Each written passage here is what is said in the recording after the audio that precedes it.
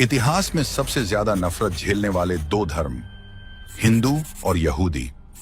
ये दोनों ही धर्म आज भी पूरी दुनिया में नफरत और झूठे नैरेटिव का शिकार हैं। लेकिन क्यों? पहले इनकी जड़ों को समझना जरूरी है। हिंदू और यहूदी दोनों ही दुनिया के सबसे पुराने धर्म हैं और दोनों पर ही इतिहास में अनगिनत प्रहार हुए। हिंदू धर्म का जन्म सिंधु घाटी में हुआ, जिसे इंडस सिविलाइजेशन भी कहते हैं, और यहूदी धर्म का उदय हुआ यरूशलेम की पवित्र जमीन पर। कितनी बार मिटाने की कोशिश हुई।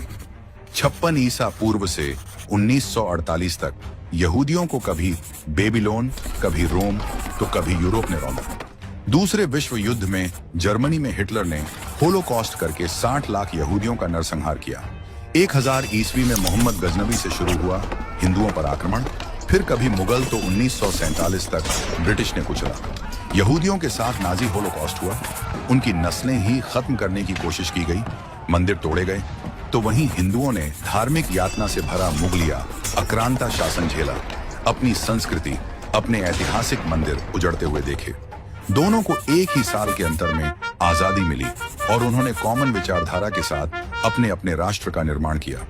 दोनों ही देश दुश्मनों से घिरे हुए हैं, यहूदियों का इजराइल अरब देशों से, तो वहीं भारत के अगल बगल वाले देश संवैधानिक रूप से इस्लामिक राष्ट्र हैं। भारत के हिंदू पड़ोसी देश भी चीन के प्रभाव से जकड़े हुए हैं। इतनी प्रताड़ना झेलने के बाद भी इन दोनों धर्मों को एंटी माइनॉरिटी, एंटी सेक्युलर बताया जाता है, जबकि सच ये है कि दोनों ने कभी दूसरों पर अपना धर्म नहीं थोपा। इन दोनों धर्मों का अक्सर उनकी धार्मिक चीजों की वजह से मजाक उड़ाया जाता है।